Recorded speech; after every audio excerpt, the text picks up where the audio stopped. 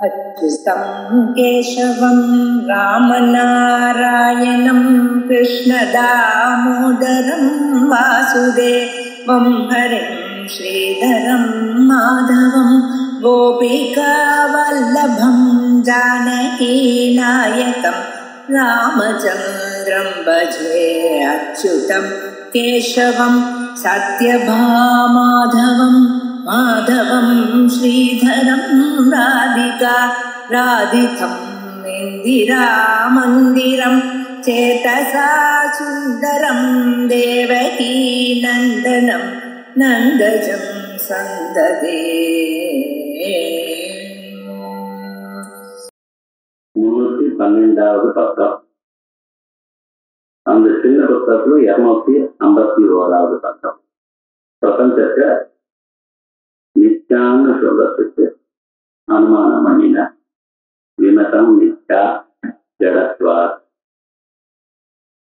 இந்த ஜடத்வார்ங்கிற ஹேதுவானது ஸ்ருதியில ஞானம் பிரம்மான்னு சொன்னதுனால பிரம்ம பின்னமான பிரபஞ்சம் நம்ம மித்யான்னு சாதிக்கிறதுனால பிரம்ம பின்னமாக இருக்கிறது பிரம்மனுடைய சுரூபம் ஞானம், ஞான பின்னமாக ஜடத்துவம்னு வந்தது.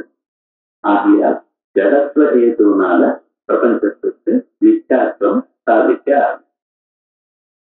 ஜடத்துவம் அப்படின்னு என்ன? அஜ்ஞாத்வமா, அஜ்ஞானத்துவமா, அனானத்துவமா, அனாத்மத்துவமா, இப்படி எல்லாம் விகல்பம் பண்ணிட்டு வந்தோம். அத நியாயாமிரதக்காரர் சொன்னதான கேள்விகளுக்கெல்லாம் சமாதானப்பட்டு முடிச்சார். கடைசியில ஞானபத வாக்கிய பின்னத்துவம் அப்படின்னு நம்ம சொன்னோமேயானால் உபாதேரபி ஞானபத வாக்கியத்வா தத்ர அசித்தி. இது அவ சொன்னதான புத்தகம். ஜடத்துவம்னா என்ன அப்படிங்கிறதுக்கு அஜ்ஞானத்துவங்கிற ஒரு பட்சத்தை வச்சுட்டு பண்ணிட்டு இருக்கோம். இப்ப இது ஞானபத வாக்கிய பின்னத்துவ விவட்டாயாம். ஞானபத வாக்கியம், அந்த ஞானபத வாக்கியம்னா ஞான தாத்து வாக்கியம்னா ஞான தாத்துவுக்கு என்ன அர்த்தமோ தத்பின்னமாக இருக்கும். ஞான தாத்துவுக்கு என்ன அர்த்தம்? ஞானம்னா ஞாபோதனைங்கிறதும் தாத்து. தத்பின்னமாக இருக்கிறது ஞான பதத்தினால ஞான தாத்துவுக்கு அர்த்தமாக இருக்கிறது ஞானம். அந்த தத்பின்னமாக இருக்கக்கூடியது ஜடம், அனாத்மா அப்படின்னு நம்ம சொன்னோமே. ஆனால் அப்ப என்ன சொல்ற, உங்க மதத்துல ஞானங்கிற தாத்துவுக்கு என்ன அர்த்தம்? அத்வைத மதத்துல ஞாபகத்துக்கு ஞாங்கிற தாத்துவுக்கு ஞானத்துக்கு என்ன அர்த்தம் அப்படின்னா, முதல்ல நம்ம சொன்னோம் ஞானம்ங்கிறது பிரம்மஸ்வரூபம் ஒரு ஞானம். இன்னொரு ஞானம் என்ன சொன்னோம்? விருத்தி பிரதிபலித்த சைத்தன்யம். அது ஞாபகம். அத்வைதத்துல ஞானம்னு சொன்னா விருத்தி பிரதிபலித்த சைத்தன்யம். இப்ப தத்பின்னத்துவம்னு சொன்னேன்னா விருத்தியில சைத்தன்ய பின்னத்துவம் இருக்கா இல்லையா? ஏன்னா விருத்தியோட கூடின சைத்தன்யத்துக்கு தான் நம்ம ஞானம்னு சொல்றோம். அந்த விருத்தியோட கூடின சைத்தன்யத்துல விருத்தி சைத்தன்யம்னு 2 அம்சம் இருக்கு. இந்த விருத்திங்கிறது பட்சத்துக்குள்ள இருக்கு. ஏன்னா விருத்தியும் நமக்கு நித்திய, பிரம்ம பின்னமாக இருக்கிறதுனால விருத்தியும் நித்தியான்னு சொல்லணும். அந்த விருத்தியில நீங்க சொன்னதான ஒரு கேதுவானது இல்லாததுனால அதுக்குதான் பேரு பாகா சுத்தி. அதனோட ஞானபத வாக்கிய பின்னத்தாயாம் உபாதேரபி. உபாதினா விருத்தின்னு பேரு. இங்க உபாதினா விருத்தி. அந்த விருத்தியும் ஞானபத வாக்கியத்வாத்து. ஏன்னா உபாதிக்கும் ஞானபத வாக்கியம் இருக்கு. ஏன்னா விருத்தி பிளஸ் சைத்தன்யம், அந்த 2 சேர்ந்துக்குதான் ஞானம்னு அர்த்தம் சொன்னோம் நம்ம. ஆகையால் விருத்திக்கும் ஞானபத வாக்கியத்துவம் உண்டு. ஆகையால் ஞானபத வாக்கியத்வா தத்ர அசித்தி. அசித்தினா ஆகாசித்தின்னு. ஏன்னா நிறைய பொருள் பட்சத்துல இருந்தா ஒரு அம்சத்துல கேட்டு இல்லாத போனா அதுக்கு நம்ம என்ன சொல்லணும்? ஆகாசித்தி. ஒரு பாகத்துல அசித்தி அப்படின்னு சொல்லிப்போம். ஏன்னா இந்த நையாயிக்க பரிபாட்டை அது நன்றாக மனசுல வர பர்யந்தம் நம்ம என்ன எதுன்னு பார்த்துட்டே வந்தா அப்ப சுலபமாகும். ஆகாசித்தி ஞானபத லட்சியம். இதுக்காக நீங்க என்ன பண்ணணும்னா ஞானபத வாக்கிய பின்னத்துவம் அப்படின்னு சொன்னோம்னா நமக்கு பாகாசித்தி தான். இதை போக்கடிக்கிறதுக்காக நம்ம என்ன பண்ணுவோம் அப்படின்னு கொஞ்சம் யோஜனை பண்ணா ஞானபத லட்சிய பின்னத்துவம் அப்படின்னு சொல்லுவோம். இப்படி சொன்னேன்னா அந்த தோஷம் வராது இல்லையா? ஞானபத லட்சியமா இருக்கிறத சுத்த பிரம்மம் தான். தத்தின்னத்துவம் விருத்திக்கு பாகாசித்தி வராது. விருத்தியிலையும் தோஷம், விருத்தியிலையும் மிச்சார்த்தம் வந்துச்சு அப்படின்னு நீங்க சொன்னீங்கன்னா என்ன ஆகணும்? ஞானபத லட்சிய பின்னத்துவ விவக்ஷாயாம்.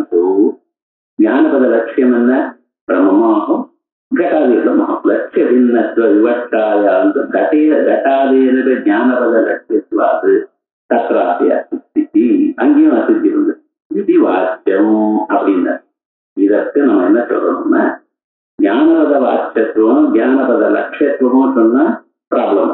அதுக்காக நீங்க என்ன பண்ணோம்ல, ஞானபதஜன்ய பிரதீதி விசேஷிய பின்னத்துவ விவக்ஷா. கடைசியில் வந்து சொன்னா ஞானபதத்தினால ஏதோ ஒரு பிரதீதி வரும். இந்த பிரதீதி விசேஷிய பின்னத்துவம். பிரதீதி விசேஷமாக என்ன இருக்கு? ஞானபதஜன்ய பிரதீதி விசேஷமாக என்ன இருக்கு? சுத்த பிரம்மம். இந்த பிரதீதிங்கிறதுக்கும் பிரமாங்கிறதுக்கும் நம்ம வித்தியாசங்கள் சாதாரண. பிரமான்னு சொன்னா வேலிட் நாலேஜ். இப்ப லேட்டஸ்டா வெஸ்டர்ன் பிலாசபில அவ சொல்லும் பொழுது நாலெட்ஜ்னு சொல்றாங்க. நாலெட்ஜ் சொன்னா நம்ம பிரமான்னு பேர். பிரமாங்கிறதுக்கு தான் நம்ம நாலெட்ஜ்னு சொல்றோம். இதனால வெஸ்டர்ன் பிலாசபில வேலிட் நாலேஜ் தான் பிரமான்னு சொல்லிட்டு இருந்தா. இப்ப நியர் நாலேஜ்ங்கிற பதம் சொன்னாலே பிரமான்னு அர்த்தம். இப்ப புதுசாக அவ சொல்லியிருக்க. அதே போல காக்னிஷன் பேரு. இது நாம் காக்னிஷன் சொன்னா அறிவுன்னு அர்த்தம். இதுதான் பிரதீதின்னு பேரு. யூனிவர்சிட்டியில காக்னிஷன்ங்கிற பதத்துக்கு பிரதீதிங்கிற பதத்துக்கு காக்னிஷன் அவ டிரான்ஸ்லேட் பண்ணிட்டு இருக்க. இங்க பிரதீதி ஞான பதத்தினால ஏதோ ஒரு அறிவு வந்திருக்கு. தர்ஜின் அந்த அறிவு என்னமா இருக்கு? ஞான பதத்தினால வருது பிரம்மமா இருக்கு. தத் விசேஷம் பிரம்மமா இருக்கு. தத்பின்னம் ஆகையால் சொன்னாலும் நம்ம ஜடத்துவம்னு சொன்னது என்ன? ஞானம்ங்கிற ஒரு பதத்தினால நமக்கு என்ன அறிவு வருது? பிரம்மம். ஏன்னா சத்தியம் ஞானம் அனந்தம் பிரம்மா அப்படின்னா ஞான பதன்ய பிரதீதி விசேஷமாக என்ன இருக்கு? பிரம்மம் தான் இருக்கு. சுத்த பிரம்மம். சுத்த பிரம்மத்தை தானே நம்ம ஞானம்னு சொல்லி கொடுத்துருக்கோம். ஏன் ஸ்ருதி அப்படி சொல்றது? சத்தியம் ஞானம் அனந்தம் பிரம்மா அப்படின்னு. தத்பின்னத்துவம் அப்படின்னா பிரம்ம பின்னத்துவம்னு இது உங்களுக்கு கரெக்டா தானே இருக்கு. அதான் சொல்ற ஞானபதஜன்ய பிரதீதி விசேஷிய பின்னத்துவ விவக்ஷாயாம். ஞானபதஜன்ய பிரதீதி விசேஷியத்துவம். இன்ஃபேக்ட் விசேஷியத்துவம்னு விஷயத்துவம்னு அந்த விஷயத்துவம் அவசின்ன பிரதீதாக வேதம் சொல்லணும். அப்படி சொன்னாதான் சரியா வரும். அப்ப என்ன ஆகும்? ஒரு தோஷமும் வராது அப்படின்னு ஞானபதஜன்ய பிரதீதி விசேஷிய பின்னத்துவ விவக்ஷாயாம் உக்த தோஷ அபாவா. ஆகையால் இதுவரைக்கும் நம்ம சொன்னதான எல்லா தோஷங்களும் பூர்வபட்சி சொன்ன தோஷங்களுக்கெல்லாம் சமாதானம் கொடுத்தார். இப்ப அதுக்கப்புறம் ஏவம் ஆனந்த பின்னத்துவ ரூபம் அனாத்மத்துவம் உபபாத்தியம். இதுக்கப்புறம் முன்னால அஜ்ஞாத்திருத்துவம் வா அஜ்ஞானத்துவம் வா அனாத்மத்துவமான மூணா பிரிச்சு அஜ்ஞாத்திருத்துவங்கிற ஒரு பட்சமாக நம்ம ஒத்துக்கொள்ளாமல் அனாத்மத்துவங்கிற பட்சத்துல இருக்கக்கூடியதான சம்பாவிதமான தோஷங்கள் எல்லாவற்றுக்கும் சமாதானம் சொல்லிய. அதே போல பூர்வபட்சி முதல்ல என்ன சொல்லியிருக்கார் அப்படின்னு சொன்னா அனாத்மத்துவம் அப்படின்னு சொன்னா உங்க பட்சத்துல அனாத்மத்துவம்னு வராது. ஏன்னா ஆத்மத்துவங்கிற நிரூபணம் பண்ண முடியாது. ஆத்மத்துவங்கிறது ஜாதி இல்லை. ஏன்னா ஆத்மாங்கிறது ஒண்ணுதான். அவங்க அத்வைத சித்தாந்தத்துல ஆத்மாங்கிறது ஒண்ணுதான். ஏக வியக்தித்துவ ஜாதி அப்படின்னு சொல்லி. ஆனா ஜீவாத்மாக்கள் நிறைய பேர் இருக்காள உங்க மதத்துல அப்படின்னு சொன்னா எங்க மதத்துல வித்தியாசம் ஔபாதிக வேதம். அந்தக்கரணம் பேதமா இருக்கு. ஒவ்வொரு மனுஷனுக்கும் ஒவ்வொரு அந்தக்கரணம். ஆனா அந்தக்கரணம் பேதமா இருந்தாலும் இருக்கக்கூடியதான ஆத்மா ஒண்ணுதான். எல்லா அந்தக்கரணத்திலையும் இருக்கக்கூடியதான ஆத்மா ஒண்ணுதான். எப்படி ஆகாசத்துல ஒரே சூரியனும் எதா விவஸ்மான் ஏகையவா இருந்தாலும் அப்போபின்னா பௌதைகோன்னு கஷ்டம். அநேக பிரதிபிம்பங்க ஜலபாத்திரங்கள்ல ஒரு சூரியன் பிரதிபலித்தால் எப்படி தனித்தனியாக காணப்படுகிறதோ, ஒரு ஜலபாத்திரத்துல ஜலம் அசைஞ்சாலும் அதுக்குள்ள இருக்கக்கூடியதான பிரதிபிம்பம் தான் அசையுமே தவிர பின்ன பிம்பத்துக்கு ஒன்றும் வராது. அதே விதமாக ஒவ்வொரு மனசுல இருக்கக்கூடியதான சாஞ்சல்யம் சாயதி இவலேலாயதி இவ அப்படின்னு அந்தந்த மனசுல இருக்கக்கூடியதான சுகதுக்கங்களோ வெவ்வேறு. ஆத்மா ஒன்றாக இருக்கட்டும், மனுஷியால் வெவ்வேறையா இருக்கலாம். ஜீவர்களுடைய பிரதீதி வெவ்வேறையாக தோணலாம், ஒரு விதமான அனுபவத்தையும் இல்லை. ஏன்னா உபாதி நிபந்தன பேதம் அப்படின்னு நம்ம சொல்லியிருக்கோம். ஆனால் ஜீவாத்மாக்கள் வெவ்வேறுன்னு சொன்னாலும் அத்தனை ஜீவாத்மாக்களும் பட்சபுட்சி நிச்சயித்தோம். ஏன்னா ஜீவாத்மான்னு நம்ம இது வரைக்கும் என்ன சொல்லிட்டு இருக்கோம்? அந்த கரண பிரதிபிம்பித சைத்தன்யம். அந்த கரணம் பிரம்மபின்னமோ இல்லையோ, அது அஜ்ஞான காரியமோ இல்லையோ, அது அனாத்மா தானே. அது நித்தியாபதமாயிடுச்சு. அப்ப ஆனந்தம்னு சொல்லிவிடவன் அதுக்கப்புறம் சொல்ல, ஆனந்தம்னா விஷயானந்தம்னு ஒண்ணு இருக்கே, அதுவும் ஆனந்த ரூபம் தானே. இப்ப விஷயானந்தம்னு சொன்னீங்கன்னா அதுல தோஷம் வருமே அப்படின்னு மேல கீழே சொல்லி இருக்க. இப்ப அதுக்கு சொல்ற வைஷயிக ஆனந்தத்தியாகி பிரம்ம ரூபத்வா. ஒண்ணு ஞாபகம் வச்சுக்கோ, அத்வைத சித்தாந்தத்துல வைஷயிக ஆனந்தம்னா அதுவும் பிரம்ம ரூபம் தான். வைஷயிக ஆனந்தம் பிரம்ம ரூபம்னு நீங்க சொல்றீங்க. அதுக்கு மேல சொல்ற ஜலத்தை குடிச்சா ஒரு ஆனந்தம் வரும், பாலை குடிச்சா ஒரு ஆனந்தம் வரும், பால் பாயசத்தை குடிச்சா ஒரு ஆனந்தம் வரும். வித்தியாசம் இருக்கா இல்லையா? அப்ப ஏற்றத்தாழ்வுகள் இருக்கா இல்லையா? உச்சாவச்சமான ஒரு ஸ்வரூபம் எங்க இருக்கோ அது எப்படி பிரம்ம ரூபமா இருக்கும்? சமம் பிரம்மா அப்படித்தானே நீங்க சொல்றேன். அப்ப வைஷயிக ஆனந்தம் பிரம்ம ரூபமாக ஆக முடியாதுங்கிறது பூர்வபட்சியினுடைய அபிப்பிராயம். இப்ப இந்த வைஷயிக ஆனந்தம் பிரம்ம ரூபமா ஆகாதுன்னு ஆனந்த ரூபத்துவங்கிற ஒரு ஹேதுவானது வரலையேங்கிற அவளுடைய ஒரு பட்சம். இதற்கு நம்ம சமாதானம் சொல்லலாம். இந்த சமாதானம் சொல்றதுக்கு ஆச்சாரியர் சொல்றார், வைஷயிக ஆனந்தமும் பிரம்மரூபம் தான் சார். பிரம்மரூபமா ஆக முடியாதுன்னு நான் சொல்லிட்டு இருக்கேனே, உற்சாக பேதங்கள் இருக்கு, எங்க பேதம் இருக்கோ அது பிரம்மமா ஆகாதுன்னு நான் சொன்னேன். முதல்ல ஆனந்தம்னா என்னதுன்னு பாருங்க. இந்த ஆனந்தம் வைஷயிக ஆனந்தம்னா என்னதுங்கிறது பஞ்சதசி கிரந்தத்துல வித்யாரண்யர் அழகா சொல்லியிருக்கார். அது முதல்ல நம்ம பார்க்கணும். ஏன்னா லோகத்துல இருக்கிற வைஷயிக ஆனந்தத்தை பத்தி நமக்கு நன்னா தெரியல. வைஷயிக ஆனந்தத்தை நீங்க அனுபவிக்கிற காலத்திலையும் அது நம்ம ஆனந்தத்தை தான் நம்ம அனுபவிக்கிறோம். ஆனா நம்ம என்ன பண்றோம்னா விஷயத்திலிருந்து ஆனந்தம் வருதுன்னு பிரமம் நமக்கு. இதுக்கு ஒரு அழகா ஒரு எக்ஸாம்பிள் கொடுத்துருக்காரு, ஒரு திருஷ்டாந்தம் நமக்கு. இந்த நாய் இருக்கு பார்த்தல ரோட்ல, அது என்ன பண்றதுன்னா அது ஒரு எலும்பு துண்டை கடிக்குது. எலும்பு துண்டு கடிச்சதுமே அதனுடைய வாக்குல இருந்து அந்த துண்டை வந்து வாயில குத்துறது. குத்துனதுமே தன் வாயில இருந்து தனக்கு ரத்தம் வருது. அந்த ரத்தத்தை அது ஆஸ்வாதனம் பண்றது. ஆஸ்வாதனம் பண்ணின பிறகு அது என்ன நினைக்கிறதோ அதுக்கப்புறமும் அந்த எலும்பு துண்டுல இருந்து ரத்தம் வருது அப்படின்னு மறுபடியும் என்ன பண்றது, இன்னும் நன்னா வரணுங்கிறத நன்னா கடிக்கிறது. நன்னா தன் வாயில இருந்து ரத்தம் வருது, தான் சாப்பிடும். இப்ப இந்த எலும்பு துண்டுல இருந்து வந்ததோ, ஆனா என்னாச்சு, தன்னுடைய வாயிலிருந்து வந்த ரத்தம் தான் தனக்கு வருது, தான் சாப்பிடும். ஆனா என்ன நினைக்கிறது, அங்கிருந்து வருதுன்னு இது நினைக்கிறது. அதே மாதிரிதான் இது விஷயானந்தமானது. நாம் என்ன நினைக்கிறோம், நம்ம ஆனந்தத்தை நாம் அனுபவிக்கிறோம், நமக்குள்ள இருக்கக்கூடியதான ஆனந்தத்தை நாம் அனுபவிக்கிறோம். ஆனா நாம் என்ன நினைக்கிறோம், அந்த சத்தங்க வணிகாதி போகங்கள்ல இருந்து வருதுன்னு இவனுக்கு ஒரு பிரமம். எப்படி நடக்கிறது அப்படின்னு யோசனை பண்ணி பார்ப்போம். ஒரு அழகான ஒரு பொருள் இருக்கு, ஒரு லட்டு இருக்கோ, மைசூர் பார்க்க நீங்க சாப்பிடணும்னு அதை பார்த்த மாத்திரத்தினால உமக்கு அதை நம்ம பருக்கணும், எடுக்கணும், சாப்பிடணும் அப்படிங்கிற ஒரு ஆசை உண்டாகும். இந்த ஆசை மனசுல உண்டாகும் பொழுது இந்த மனசுல என்ன ஆகுது, ரித்தம் அப்படின்னா அந்த மனசுல எண்ணங்கள் உண்டாகும். இந்த மனசுல எண்ணங்கள் உண்டாக ஆக அந்த மனசானது சஞ்சலத்தை அடையும், சாஞ்சல்யத்தை அடையும். சாஞ்சல்யத்தை அடையும் பொழுது அந்த மனசுக்கு பின்னால் இருக்கக்கூடியதான ஆனந்த வடிவான அந்த பிரம்மத்தினுடைய பிரதிபலனம் மனசுக்கு ஏற்படல. அதனால மனசுக்கு ஒரு கவலை ஏற்படும்.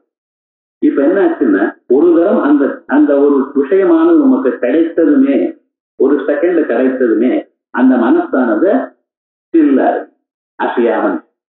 மனசு அசையாமன் என்னதுமே அடுத்த க்ஷணம் என்ன ஆச்சுன்னா, மனசுக்கு பின்னால் இருக்கக்கூடிய அந்த ஆத்மஸ்வரூபம் அதுல பிரதிபலிக்க.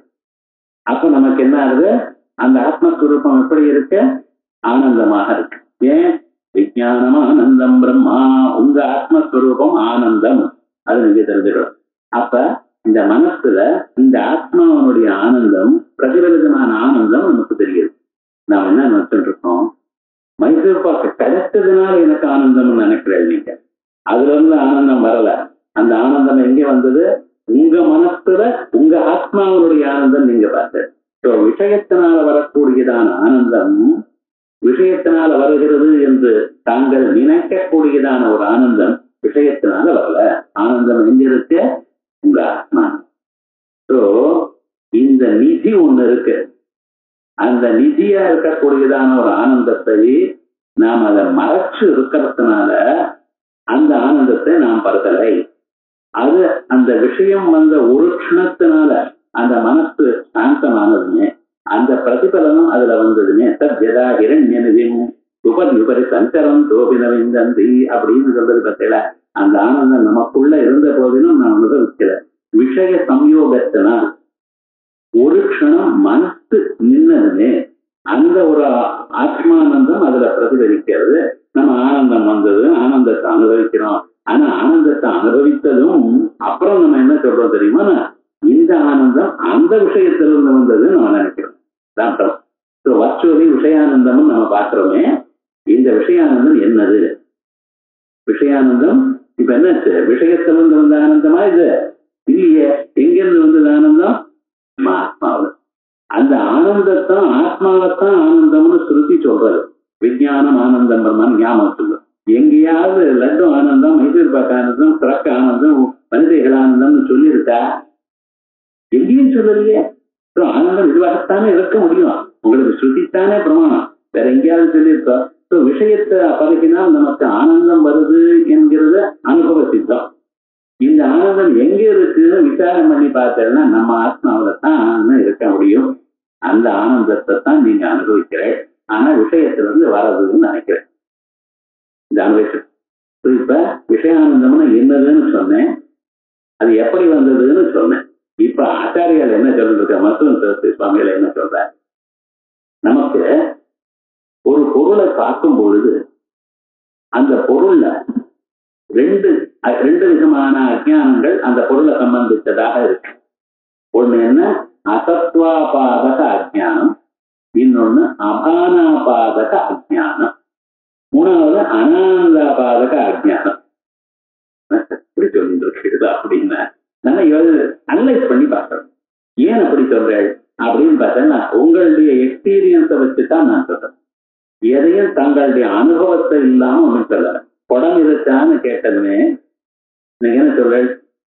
அப்படி இருக்கா இல்லையா தெரியல. அப்புறம் கண்ணால பார்த்தேன். கண்ணால பார்த்துறது இது இருக்குன்னு தெரியும். இல்லைன்னா பக்கத்துல இருக்க சொல்ற அங்க குடம் இருக்கே அப்படின்னு. அதற்கு பிறகு கண் திறந்து நீங்க பார்த்து அல்லது தீபத்தை போட்டு கண்ணை திறந்து பார்த்து இப்ப குடம் தோன்றது இருக்கு அப்படின்னு. அதற்கு பிறகு குடம் அழகா இருக்கு, இந்த குடத்தினால் எனக்கு ஒரு ஆனந்தம் ஏற்படுகிறது சொல்றா இல்லையா? இவங்க அனுபவம் தான். இந்த மூணு அனுபவங்களும் உங்களுக்கு எப்படி வந்தது? இருட்டா இருக்கும் பொழுது தாங்கள் குடம் பார்க்காம இருக்கும் பொழுது குடம் இருக்கான்னு சொன்னா யாரோ ஒருத்தர் ஆமா இருக்குன்னு சொன்னா ஆமா இருக்குங்க. இப்ப என்னாச்சு? குடம் இருக்கா இல்லையான்னு சந்தேகம் வரும் பொழுது யாரோ ஒருத்தர் குடம் இருக்குன்னு சொன்னதுமே அதுக்கு மேல இருக்கக்கூடியதான் இத்தனை நாளா இது அசத்தா சத்தா இருக்கா இல்லையா அப்படின்னு ஒரு டவுட் இருக்கு. இப்ப என்னாச்சு? அந்த குடம் இருக்குங்கிற ஞானம் அது அப்படின்னா இதற்கு முன்னால வராத ஞானம் இப்பொழுது வந்தது. என்ன முன்னால தத்விஷயமான அஜ்ஞானம் இருக்கணும். என்னன்னு அஜ்ஞானம் சொல்றோம். அப்ப என்னாச்சு? முன்னால அது இருக்கு என்கிறது எனக்கு என்னால் அறிய முடியல, இப்பொழுது இருக்குன்னு அறிகிறேன் ஏதோ ஒரு பிரமாணத்தினால். ஆகையால் இதற்கு முன்னால் என்ன இருந்தது? அது அசத்து என்று சொல்லக்கூடியதான அஜ்ஞானம் அங்கிருந்தது. அசத்வ ஆபாதக அஜ்ஞானம் அது பிரத்யக்ஷாதி பிரமாணத்தினாலேயோ இல்ல வேற சப்த பிரமாணத்தினாலேயோ சொன்னத்தினாலேயோ அது போயிடுது. ஆனா நமக்கு கடா அஸ்தி கடத்தன் அப்படின்னு. ஆனா கண்ணாலேயே நீங்க பார்த்து கண்ணால் அந்த பொருளை பார்த்த பிறகு என்னாச்சு? படம் இருக்குன்னு நீங்க அறிஞ்சுண்டு இப்ப என்ன சார் சொல்றேன்? படம் இருக்குன்னு சொல்றேன். படம் தெரிகிறதுன்னு சொல்றேன். படம் அறியப்பட்டது தெரிகிறது அப்படிங்கிறது. படம் தெரிகிறதுன்னு சொன்னா இதற்கு முன்னால சொல்லல இப்ப சொன்னேன், இதற்கு முன்னால சொல்லாமல் இப்ப சொன்னேன்னு சொன்னா அதுக்கு முன்னால என்ன இருந்தது? அங்க சர்வசேக அஜ்ஞானம் இருந்தது. இப்ப என்ன எப்படி சொல்லிட்டு இருக்கு? அபானாபாதக அஜ்ஞானம் இருந்தது. இப்பொழுது இந்த பிரத்யட்ச பிரமாணத்தினால அங்க அஜ்ஞானம் போனதுமே கடோ பாதின்னு. இதற்கு முன்னால என்ன இருந்தது? கடகா பாதிவான்னு சொன்னா முன்னால் ந பாதின்னு சொன்னேன். இப்பொழுது பிரத்யட்சத்தினால பார்த்ததுனால், கண்ணால் பார்த்ததுனால் கடோபாதி. இதற்கு முன்னால இல்லை என்று சொல்லி, தோணலை என்று சொல்லி, இப்பொழுது தோணுகிறது என்று சொன்னேடையானால், தோணுகிறதுக்கு முன்னால் இருந்ததுன்னா தோணாமல் இருந்தது. ஏன் தோணாமல் இருந்தது? அது தோன்றது என்று சொல்றதுக்கு பிரதிபத்தமான ஒரு அஜ்ஞானம் வந்தது. அதுக்கு நம்ம என்ன சொன்னோம்? அபானாபாதக அஜ்ஞானம். அதே போல அழகா இது ஆனந்தமா இருக்கு அப்படிங்கிறது. இந்த ஆனந்தமா இருக்கு என்று சொல்றதுக்கு முன்னால் அங்க இருந்தது அனானந்தாபாதக அஜ்ஞானம்.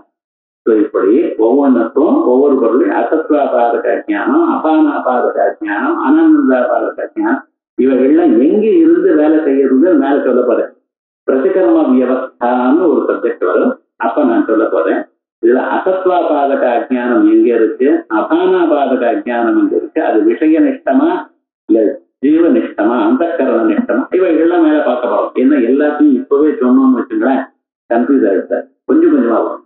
ஒரு அஜ்ஞானம் விஷயத்துல இருக்கு, ஒரு விதமான அஜ்ஞானம் நம்ம மனசுல இருக்கு, அப்படின்னு நம்ம வச்சுட்டு இருக்கோம். அதனாலதான் பரோட்ச விஷயமா இருந்தாலும், இப்ப பர்வதோ வன்னியமான் திருமாசுங்கிறது, அங்க நெருப்பு இருக்கோ, நெருப்பு இருக்கு, ஆனா பாக்குறீங்களா? மலையில நெருப்பை பாக்குறீங்களா? பார்க்கல, ஆனா நெருப்பு இருக்குங்கிறது. இப்ப என்னாச்சு, இருக்கு மட்டும் தெரிகிறது, தோணுகிறதுன்னு தெரியல. அது 2 முழம் எரியறதா ஜுவாலை, இல்ல 3 முழம் எரியறதா உங்களால சொல்ல முடியலையா? சொல்ல முடியல. அங்க என்ன அசத்வாபாதக அஜ்ஞானம் தான் போச்சு, அபானாபாதக அஜ்ஞானம் போகல. இப்படி டிஃபரன்ஷியேட் பண்ணிருக்க. நான் சாதாரணமா அஜ்ஞானம்னு மட்டும் மொத்தைய பேசிட்டு இருக்கோம். ஆனா இந்த அஜ்ஞானம் எத்தனை வகைகள், எங்கெங்க இருக்கு, எங்க ஆபரேட் பண்றது, அதனுடைய லோக்கஸ் என்ன, லோக்கஸ்னா எங்கிருந்து இது வேலை செய்கிறது, இவைகள்லாம் மேல பிரிச்சிருக்க. இப்ப நம்ம விஷயானந்தத்துல சொன்னா அபானாபாதக அஜ்ஞானம் இருந்தது. அந்த அஜ்ஞானம் போகிறதுக்கு நமக்கு ஒரு ஞானம் வரணும். அது என்ன வச்சு, அது விஷயானந்தம் ஏற்படுகிறது. அந்த விஷயானந்தம்ங்கிறது விருத்தி ரூபம். என்ன பண்ணோம்? விருத்தி ரூபம். அனானந்தாபாதக அஜ்ஞானம் நமக்கு போகணுமே, ஆனால் ஆனந்த ரூபமான ஒரு விருத்தி வரணும். அந்த விருத்தியானது வந்திருக்க. விருத்தின்னு என்ன சார் நீங்க சொன்ன? விருத்திய வச்சன சைத்தன்யம் தான், வெறுமன விருத்தின்னு சொல்லல. இங்க டிஃபரன்ஸ் எங்க இருக்க? தீர்த்தம் சாப்பிட்டா ஒரு ஆனந்தம், பாலை சாப்பிட்டா ஒரு ஆனந்தம், அதே போலயே பால் பாயசம் சாப்பிட்டா ஒரு ஆனந்தம். இந்த ஆனந்தங்கள்லாம் எதனால வந்தது? விருத்தினால வந்தது. தீர்க்கத்துக்கு பருகினா ஒரு விருத்தி, இதை சாப்பிட்டா நமக்கு ஒரு விருத்தி. இந்த விருத்திகள் வித்தியாசங்கள், உற்சாகமான பேதங்கள் எங்க இருக்க? விருத்தியினால இருக்கு. சப்த ஆகார விருத்தியினால வந்து. அதே மாதிரியே பாருங்க, தைத்தரியாதி உபனிஷத்துல மனுஷியானந்தத்தில் ஆரம்பிச்சு பிரம்மானந்த பரியந்தம் சதகுண உத்தரோத்தர ஆனந்த மீமாசையில நம்ம படிச்சிருக்கோம். பத்திரம் இதெல்லாம் எல்லாமே எப்படி சுத்த பிரம்மத்தை தவிர மற்ற எந்த ஆனந்தங்கள், இந்திரானந்தம், பிரகஸ்பதி ஆனந்தம் எதை சொன்னாலும் அதனுடைய வித்தியாசங்கள் எதனால ஏற்பட்டது? விருத்தியினால ஏற்பட்டது. ஆனா அதுல பிரதிபந்தமான சைத்தன்யம் தான் சுத்த சைத்தன்யம். இப்ப விஷயானந்தம்னு சொன்னேன்னா, விஷயானந்தத்துல ஏற்றத்தாழ்வுகள் எதனால ஏற்படுகிறது? விருத்தியினால். ஆனா அங்க இருக்கக்கூடியதான சைத்தன்யம் ஒண்ணுதான். விஷயானந்தமும் நம்ம இப்ப பிரம்ம ரூபமும் ஒத்துக்கொள்றதுனால ஏதாவது தோஷம் உண்டோ? விஷயானந்தம் பிரம்ம ரூபமும் ஒத்துக்கொள்ள முடியாது என்று சொன்னதான பூர்வபக்ஷனுடைய தாத்பரியம் என்ன? அங்கே உற்சாக பிரபேதங்கள் இருக்கு, ஏற்றத்தாழ்வுகள் இருக்கு. எது ஏற்றத்தாழ்வுகளா இருக்கோ அது பிரம்மம் இல்லை. ஆகையால் விஷயானந்தம் பிரம்மமாகாது. ஆனா அது ஆனந்த ரூபத்துவங்கிற ஹேது அதுல இருக்கு. பிரம்மம் இல்லாதான பிரம்ம பின்னமாக இருக்கக்கூடியதான விஷயானந்தத்துல ஆனந்த ரூபத்துவம் எனக்கூடியதான ஜடத்துவத்துடைய ஹேது அங்கே இருக்கு. தேர்ஃபோர் உங்களுக்கு தோஷம், அசித்தி, இப்படி எல்லாம் சொன்னாங்க. நாம இப்ப என்ன சொன்னோம்? விஷயானந்தமும் பிரம்ம ரூபம் தான்.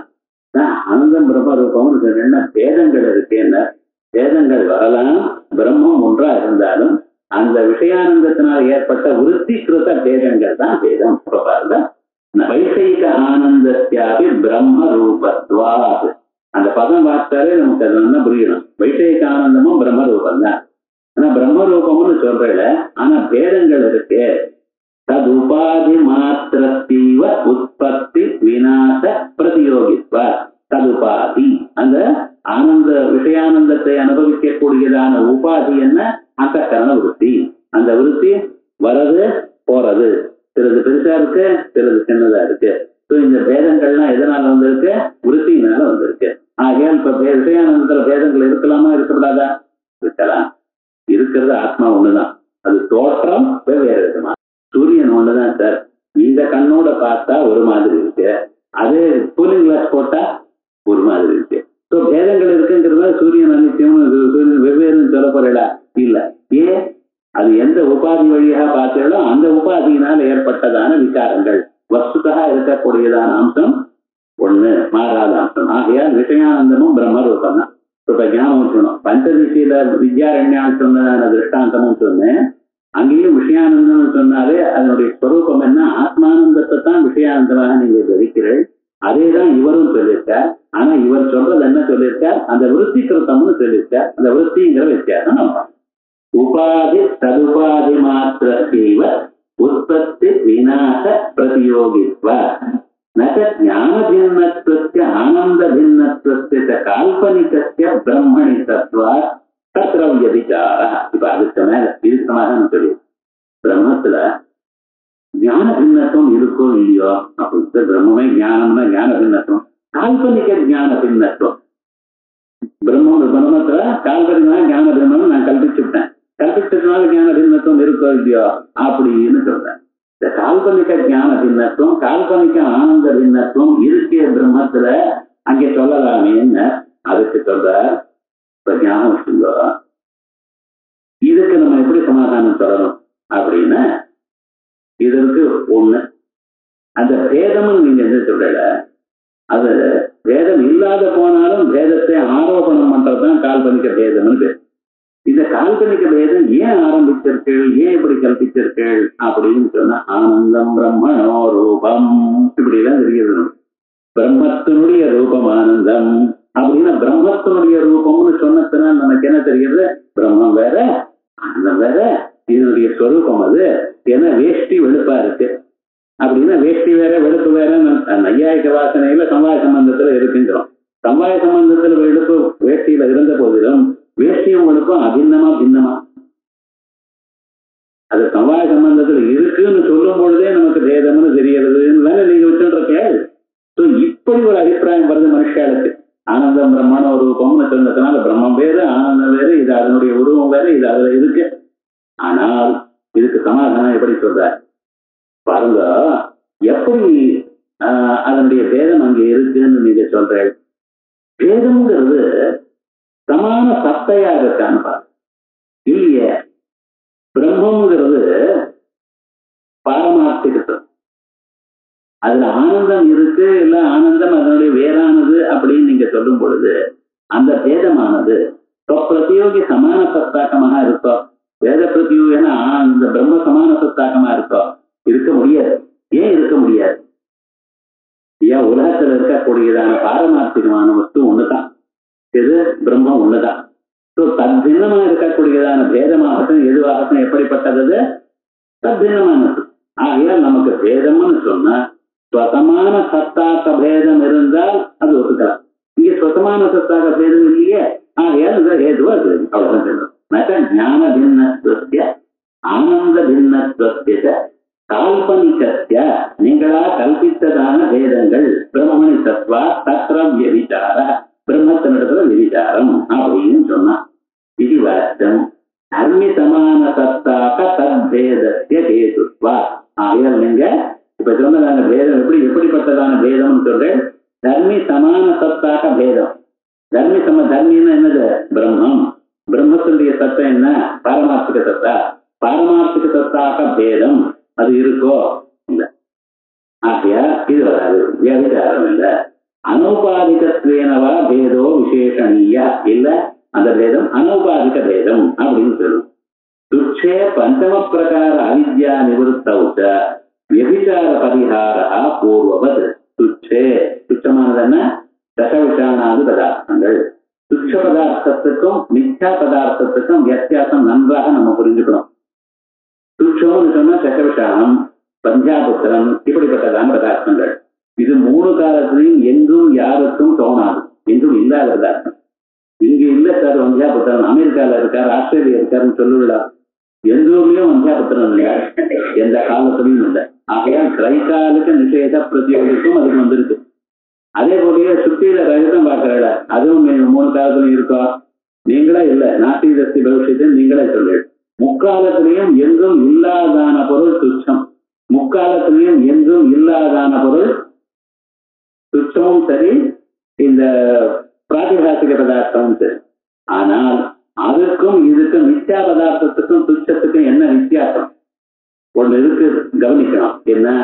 ஒரு காலத்தில் இருக்கிறதாக காணப்பட்ட துச்சமான பதார்த்தங்கள் எப்பொழுதும் எங்கும் தோணாது. தத்வேன பிரதீத்தியர்ஹம் இல்லை, தத்வேன பிரதீத்தியர்ஹமா இருக்க முடியாது துச்சம். ஆனா ஒரு காலத்துல இருக்கிறதாக நீங்க பார்த்து, இருக்கிறதாக பார்த்து, அது இருக்குன்னு நான் சொல்லல, இருக்கிறதாக பார்த்து உங்களுக்கு அகப்பட்டது. அப்படி அகப்பட்டது ஏனால் அதுக்கு என்ன பேரு? மித்யா பதார்த்தம். அதுல சுத்தியில பார்த்த பதார்த்தம் மித்யாங்கிறள். ஆனா இதுவும் மூணு காலத்திலும் இல்ல. திரைகாலிக நிஷேத பிரதியோகியாக மித்யா பதார்த்தமும் இருக்கு, திரைகாலிக நிஷேத பிரதியோகியாக துச்ச பதார்த்தமும் இருக்கு. திஸ் டூ ஆர் காமன், இது ரெண்டும் சாதாரணம். ஆனா அதை பிரிக்கக்கூடியது என்ன? ஒரு காலத்துல சத்வேன பிரதீத்தியர்ஹமாக இருந்தது மித்யா பதார்த்தம். துச்ச பதார்த்தம் எப்பொழுதும் யாருக்கும் எங்கும் சத்வேன பிரதீத்தியர்ஹமாக இருக்காது. இதுதான் வித்தியாசம். ஆக அந்த துச்சத்துல அதிவியாப்தியும் விபச்சாரமும் பஞ்சம பிரகார அவித்யா நிவர்த்தி, இது ஒண்ணு அப்பப்ப சொல்லிட்டே இருப்பார்.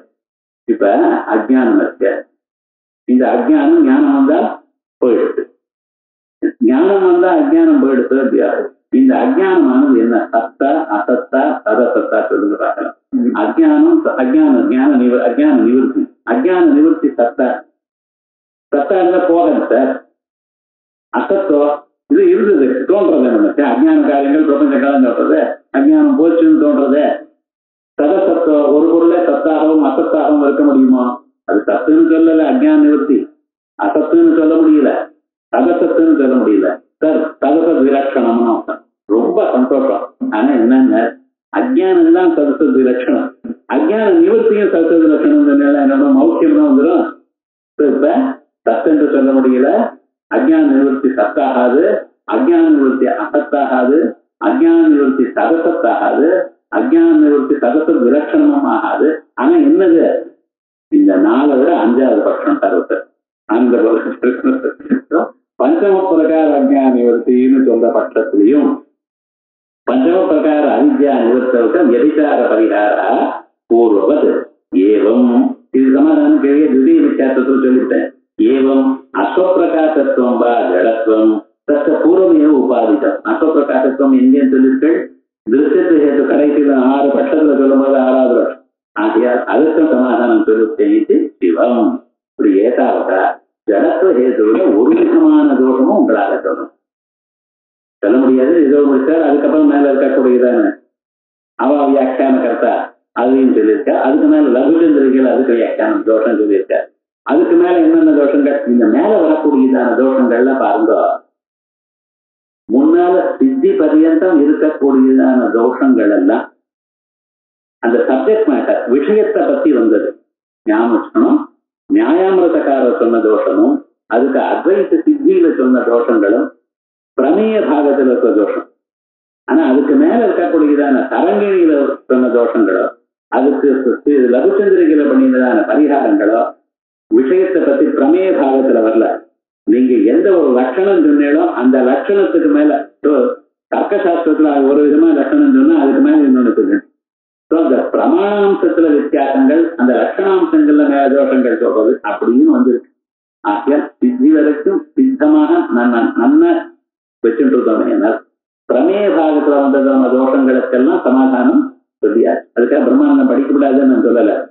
படிக்கக்கூடியதான நேரம் நமக்கு வரணும், ஈஸ்வர கிரகத்தினால வரும், அதை பத்தி சொல்ல வேண்டாம். ஆனா இதுவரைக்கும் இருக்கக்கூடியதான தோஷங்கள் பிரமேய அம்சத்துல சமாதானம் சொல்லியாச்சு. இதுக்கு மேல அடுத்தது பரிச்சின்னத்துவம். இது அடுத்த கேதுவானது பரிச்சின்னத்து. பரிச்சின்னம்னு என்னது? முதல்ல இருந்து நான் சொல்லியிருக்கேன். பரிச்சின்னம்னு என்னது? எப்படி பிரம்மத்துக்கு நாம என்ன சொல்றோம்? சத்தியம் ஞானம் அனந்தம் பிரம்மா. அனந்தம்னு சொல்லி சொல்றாரு.